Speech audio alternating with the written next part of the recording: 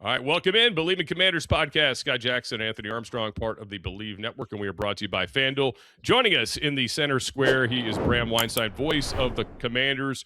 Good enough to give us some time fresh off the end of the mandatory minicamp. There was no cancellation of the Commanders minicamp, guys. They went all through all 3 days, and love to see it. Bram, how you doing?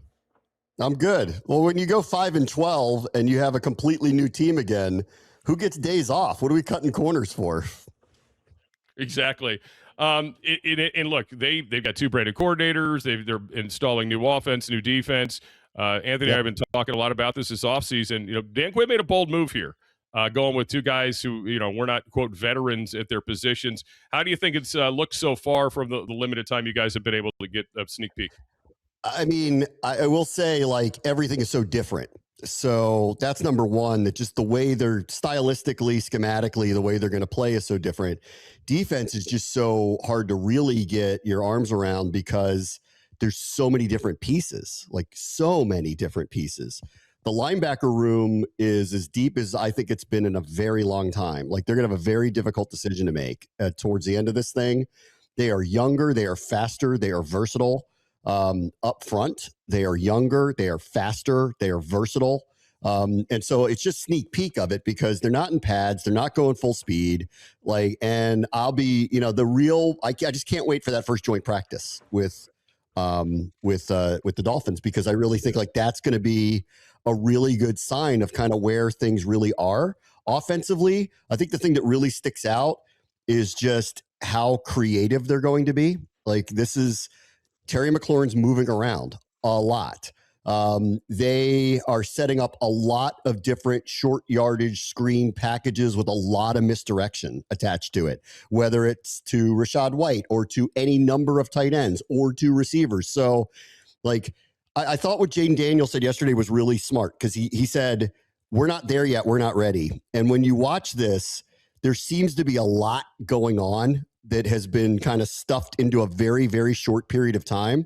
So considering what their schedule is to start the season and how ready they're going to have to be to come out of the gate, I'll be interested to see if they can all get on the same page. But I will say they promise different. This is on both sides of the ball, night and day from what they were doing a year ago. And Bram Weinstein is joining us. Appreciate that insight. I love the mystery box. It's like you go up and of all the things and the prizes on the wall, you know what those are, but then you see the one with the question marks. You're like, let me get that one with this offense. My question just kind of wraps around with the amount of the difference from, the Kingsbury system, and familiar with it, ran it in college, where it's basically letters and a number, right? 95Y, that's your pole play. And to the shifts, motions, variations, probably walking to the line of scrimmage with 2 or 3 multiple plays at your disposal. I'm interested to see, at what point is there an information overload to where, I don't want to have 300 plays and you not be that good at them. Is there a process to whittle down what you're best at? That's a really interesting. There are two things, and that's really one of them that really stand out to me. One, who are the go-to guys? When push comes to shove, who are they going to turn to be the go-to guys? And I think they have options for that, but you don't know who it is until it happens. Zach Ertz became that for a couple of years. He's not there. Does that automatically mean Okonkwo is that? I don't know. We'll see. Is Terry that? Probably. What other receiver is that? Is Rachaad White that? I'm not totally sure. And I think until they start playing together and they start to decide who do they trust in the critical situations, will we find that answer? And I agree with you in watching a lot of this and then hearing Jaden speak about it yesterday, because he doesn't say much. And this was one of the things he said, which was, we got a long way to go. That we have a lot here. I agree that chemistry and finding who they trust is going to be an enormous thing, here in the beginning of the season. And I do wonder, let's see how camp goes early. If it's they're full throttle and they're ready to go and they feel like they can take on what is a pretty bulk, load of what this is going to be, then they'll probably try that. But If they scale it back, I think to your point, like I think that that's a distinct possibility here.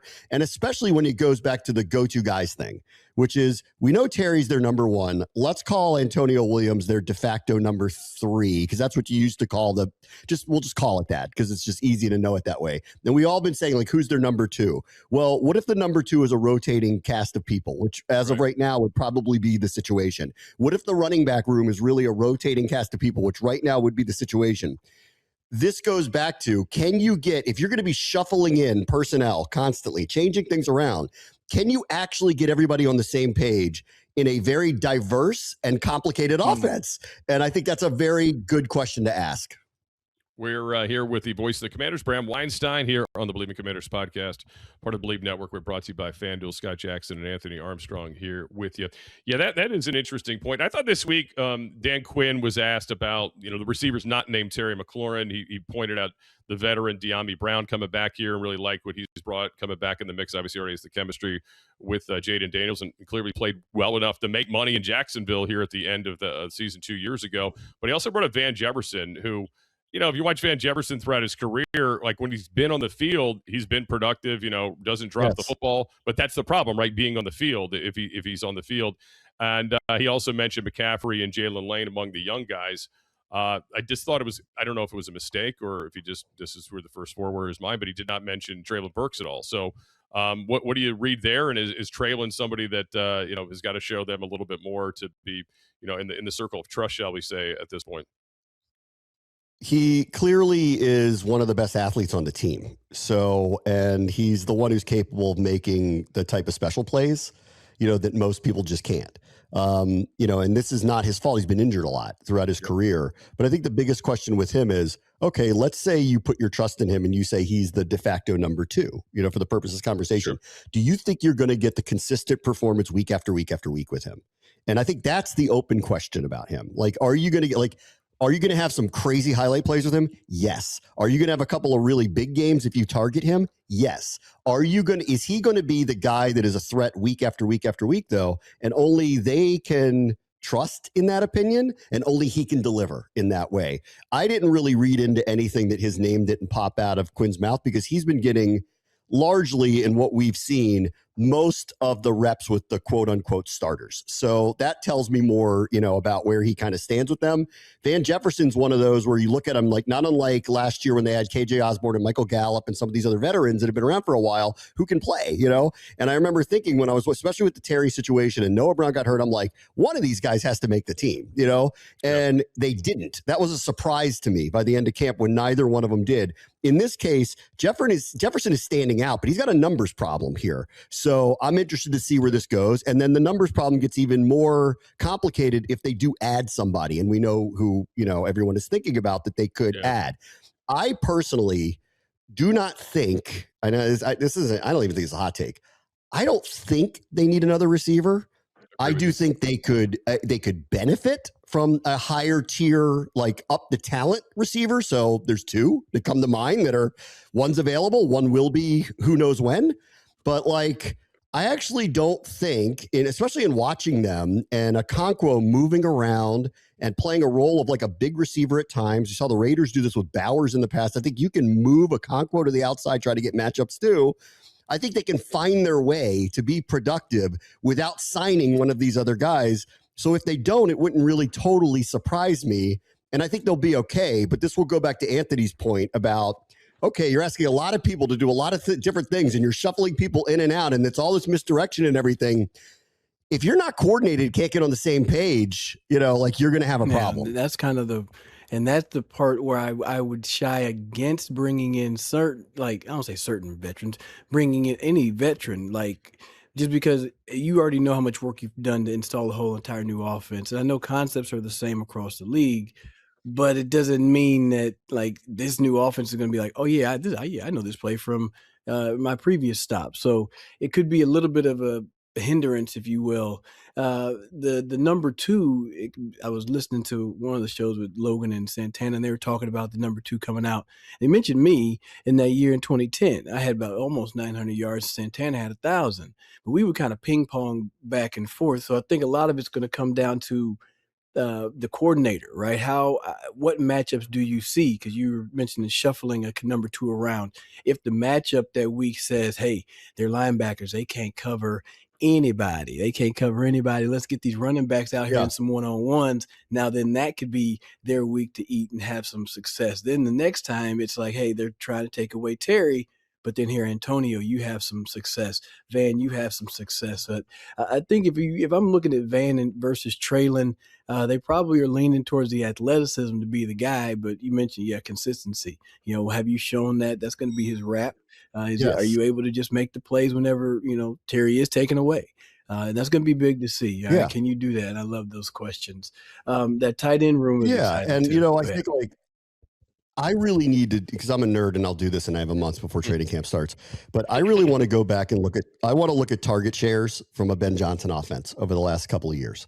Like, how many are going to running backs? How many are going to tight ends? And let's get a realistic number here. Because this team, I think, would like to be at worst 60-40 pass and probably more 55-45, really. No one's 50-50 unless you have a freakish, and they don't have a freakish running back. They don't have Bijan or Saquon on this team. So I don't think they can realistically be a 50-50 run team, but I think they'd like to be close to it, right? I think they would like that. So let's call it 55-45, which is probably what Detroit was with Jahmyr Gibbs and David Montgomery, and probably what they were a year ago with, I know everyone talks about all the receivers and everything, but Swift and Monungai ran the ball a ton for the Bears. So I'd like to go back and see, and then take the target share from there and go, okay, how many targets is the number 2 receiver expected to not only get, how many catches would he really get for a season? And then I think you start to get a sense of, okay, maybe they don't need Brandon Ayuk on this team to succeed, because if these offenses are the number 1 gets his, and they have been loud and clear that they're going to figure out a way to get Terry McLaurin the ball a lot. They did not bring in Chigakonkwo to be a blocker. They brought him in to be a weapon. Rachaad White is going to get probably 5 targets a game, mostly in screens or dump-offs underneath, because that's why they brought him in here. How many targets? Now, if Jaden's throwing the ball 30 times a game because they want to be 55-45, okay, how many targets are these other number 2s actually getting anyway? Because Williams is going to get a few. So now we're talking about Burks getting what? 3 to 5 a game, or Van getting 3 to 5 a game. This isn't AJ Brown, Devontae Smith, where you're looking to get 10 targets to each of them.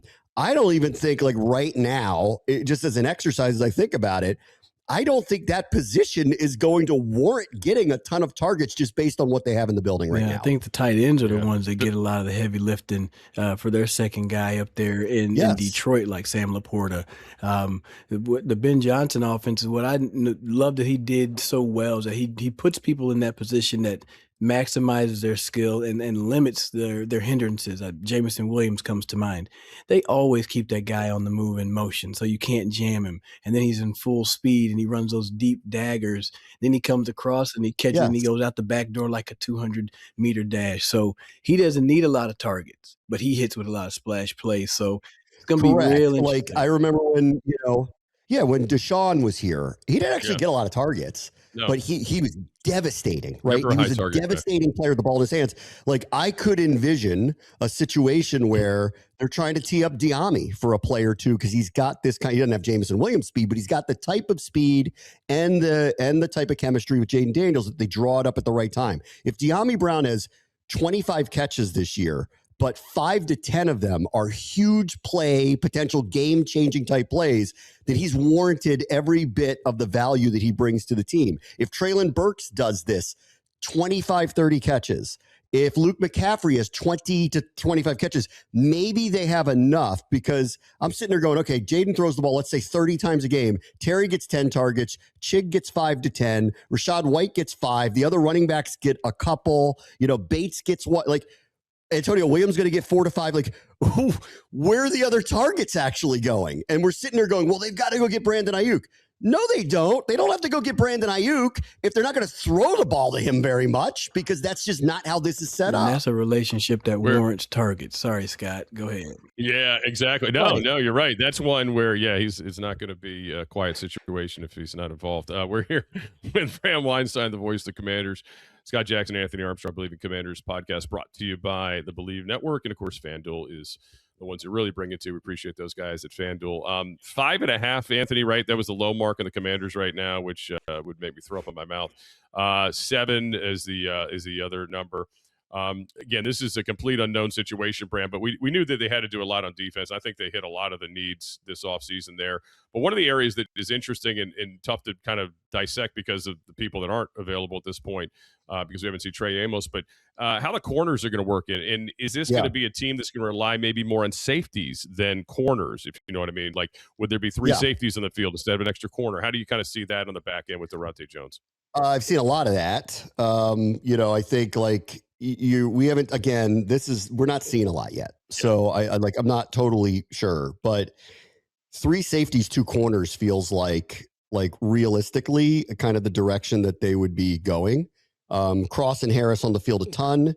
Quan Martin becomes, I don't know. Is he a slot corner? Is he a big safety? Is he a box safety? Is he like, I'm not totally sure. Like exactly he's going to be on the team. I'm just not totally sure, like what exactly that role is going to be. And I agree. Like, so I do think corner is something to watch here. Amos is obviously one of their starters, and he hasn't started practicing yet. He's coming off the leg injury from a year ago. Sanders still is likely right now the starting outside corner. I think that they feel like, at least in the last defense, that he just performed better. He's prototypically a slot, but like he just performed better out there, and he's got great ball skills. So, any defensive coordinator wants to if you have a corner who can actually catch, like you want him on the field, and he can make turnovers for you. And Amik Robertson, they love him and they love his disposition. This is an extremely competitive camp. This is the deepest roster they've had. I would argue if there is one spot where I could see them actually adding something, and everyone keeps focused on receiver, a longer prototypical outside corner, if for nothing else, competition's sake in camp and depth sake, I think is someone that I would watch for as they head into camp. They have other veterans. Trey Hawkins has been around the league. Darius Rush made a crazy pick 6 in practice today that everybody went crazy about. He's been around the league a little bit. Carlin Vigors is in year 2. He is a bigger corner. He would, really, probably become an outside corner if he develops that way. So it's not that they don't have people, but this is where I feel like they're deep in a lot of spots. This is a place where they feel kind of thin. Like the top 4 are the top 4. We know who they are. Mikey, Amik, Trey Amos, Akello Witherspoon. That's kind of it. So is that a spot where if they're going to add something where they get somebody who kind of fits that outside corner prototype, that's where I could actually see them adding if the right person became available during the summer. Secondary, that was a hurting position last year. My gosh, it was like, what are y'all doing? Either coaching it or letting it happen, and it looked like it was both at some times. Scott's favorite position battle is the kicker battle. You've got the feisty Drew Stevens, and you've got the mellow Jake Moody, right? So, hey, what do you got? Talk about the kickers. So this guy Stevens has the range that you love. Like the ball comes off his foot and it's booming. You can hear it, feel it. It goes, again, we've seen 5 or 6 practices over the course of the spring. I don't think either one separated the other from just the field goals that we saw. We don't see any kickoffs. So I don't think but there was one day that Stevens, did not have the greatest day out there. So in the end, make them in the preseason. You'll have a shot to make the team, but it's on. I mean, like this is, I don't think Moody is a certainty to make the team. I'd put it that way. This guy Stevens has the type of range you're looking for. I also haven't seen him kick the ball off yet. So that's huge, right? You got to do it in space now. You can't just kick it out of the end zone. Listen, that's important these days. Like, like the return game is back and it can be a big change of field position situation. I haven't seen him do it yet. So does he have the nuance to perform that the way that they need him to? So I don't know. We'll find out. Yeah, as somebody who calls college football games, like the difference in watching a college football kickoff versus what they're doing in the NFL, it's night and day. I mean, it's like a different game. It's almost a different sport with watching. Because college, they still bang them through the end zone. They don't care. Like if you got a guy who can do it, you don't want to cover a return because most of the teams aren't great at it. But the NFL, man, you want to put it in play. You want to put it in play. You don't want to kick it through the end zone. In the NFL, you are so penalized for kicking it out of the back of the end zone. So they just force you to do this and force return. So can he put the ball where Larry Izzo asks him to? Like, I haven't seen him do it yet, so I don't know. Huge, man. Yeah, that's a big deal. Like, placement's big. So, yeah, I mean, have a big foot is awesome. it'd be nice to have a guy who you think at the 50-yard line, if you're coming towards the end of the half, and if you don't, if you can't get any closer, it could just give you a shot, at making it. We see so many guys around the league do that now. But at the same time, kickoff. There's a lot of nuances to that because all I envision is a frustrated special teams coach seeing the ball go out of bounds because he kicked it out of bounds too early. They're going to get the ball in the 35. That put your defense in a bad position. Yeah, you don't want to piss off your special teams coach. A lot of nuances to this new special team position, man. I don't know. It's so interesting. Here's another one on the offensive side. The most steady group seems to be the offensive line. How have they been handling like this the new offense and the communication and just their operation so far? So I think like they would tell you, just like Jaden said, it's a work in progress. Like early in the OTAs, again, like they're not really going full speed, so it's just so hard to kind of really know. It looked like it was a work in progress, would be the way I would put it, and it's getting better as it's been going along. I feel really good about the personnel for sure. Healthy Sam Cosmi, second year Josh Connerly, really got his body in shape, has really gone under Laramie Tunsil's wing, and that is it. Like the effect of that has just been obvious, just in kind of the work. Not that I thought he had a bad work ethic, but you could just see the professional work ethic has totally kicked in. Like he's transforming his body. Tunsil's a beast. Cosby's healthy now. We have two battles. I would think Nick Allegretti would win the center position, but that's not a certainty. And Brandon Coleman and Chris Paul will be fascinating to watch because one of them is going to be the left guard. Dan Quinn confirmed today. Brandon Coleman is going at left guard, and that's where he's going to be for now. If Chris Paul wins, he insinuated if Chris Paul wins the job, they would then think about, where else they could do with him. And last year, they found a role for him late, partially out of just because they were running out of bodies, but he became a very good mobile sixth movable lineman, and he's very athletic. So there is a role for that there for him. But I think that's going to be probably the battle. I'd be surprised if Allegretti doesn't win the center job, but it's an open competition. And I don't know who's going to win between Coleman and Paul. And so that one's going to be interesting, and we'll just have to see. But he at least clarified today that Coleman's going there. But I agree largely. I think in the end, I like this unit. Like, I think they have a very good unit. They're also very deep all of a sudden because whether it's Coleman or Paul, that's a primary backup. Andrew Wiley is a movable part, viable backup. They've got a center that they drafted in development to hopefully be the backup or soon to be backup at some point and maybe the starter down the road. So this is another position group that is way, way, way deeper. And I think especially on the edges with Tunsil and Connerly, extremely athletic. So I think it gives them some movable parts, like part of Detroit's success, not only just all these great playmakers and the scheme that they've had, but guys like Penei Sewell can move. They have guys like this that can move. So I'm interested to see how that factors into what they do. Awesome. All right, Bram Weinstein, good enough to get some time. So what, about a month, right? A month till training camp, and when it gets very interesting. Yeah. So you're going to look at target shares between now and then from the Lions. I'm going to do that. Bears, so yep.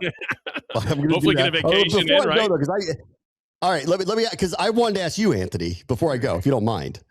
Do you think they need another receiver? I don't, and it's simply because I think that the way that the David Blau is rolling out this offense, I don't know the offense, but he's creative enough. I've been just kind of surmising the fact that he's sitting in the back of all these offenses and meetings, and he's drawing up his own plays. He's thinking of the things that he likes and he doesn't like. He's thinking of the creative ways to get people open. He's had conversations with Terry to be like, hey man, we got to get you running this route. And he's doing those things. So I think you can have success without the prototypical number two. And I think people think Jamar Chase and T. Higgins, and you have to have a big name. It's not that. It's about having the system that can feed off of each other. Because if you're open, you're expected to catch the ball in this league. So I wouldn't be surprised if they roll with who they got and somebody just makes a great breakout season. Matter of fact, who would be your breakout of those guys? Obviously not Terry. Man, that's tough. I mean, I think the hope would be Burks, because of the athletic ceiling. Van Jefferson, I think, would fit for them as a reliable target, right? Veteran, knows what he's doing, doesn't drop the ball. You can throw the ball to him. You feel really good about him. As for a breakout, I mean, I think if Luke McCaffrey gets more of an opportunity, he's also transforming his body. Is there separation speed? I don't know, but like he's becoming a better nuanced receiver. He's a hard worker. There are some young guys that I think are worth just kind of keeping an eye on here too. The numbers aren't good for really a young guy to really make the team, but Jacoby Jones, the carryover, I really liked him. Last fall, he got a little bit of playing time late in the season with all the injuries that were occurring. He's got the NFL build. He's got a little bit of speed. I like the way he works in practice. It's just noticeable how hard he's working in practice, even this time of year. So I'm watching him this summer. There's a undrafted rookie free agent by the name of Jaden Bradley, came out of UNLV. He's got a little bit of size, 6'4". They've been giving him some run, which is always a sign. And he got name checked by Quinn today. I'm not surprised. So they've been giving him a little bit of run. So he'll be someone to watch. And the one other one is Nick Nash. Nick Nash, like, go read the Reddit boards from Falcons fans after they just dumped him, and you'll get a sense that they were kind of like, what are we doing? Why are we getting rid of somebody that we think can play?